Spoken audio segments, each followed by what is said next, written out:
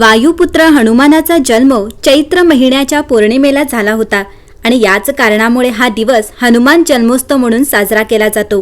यावर्षी चैत्र पौर्णिमेच्या तारखेबद्दल बराच संभ्रम आहे। वास्तविकता पाहता चैत्र महिन्याची पौर्णिमा 2 दिवसांवर येत आहे। चला तर मग जाणून घेऊया की चैत्र पौर्णिमेचा उपवास कधी पाळला जाईल।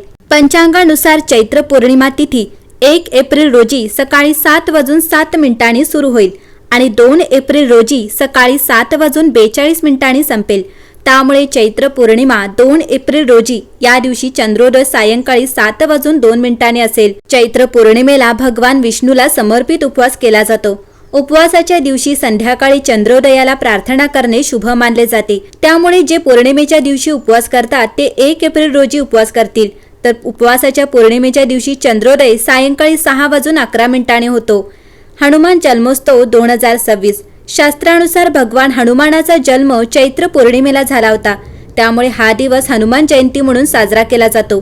या दिवशी सुंदरकांड आणि हनुमान चालीसाचे पठण केल्याने शुभ परिणाम मिळतो। मंडळी, 2 एप्रिल रोजी हनुमान जयंतीच्या दिवशी सकाळी लवकर उठा, स्नान करा आणि स्वच्छ वस्त्रे परिधान करा।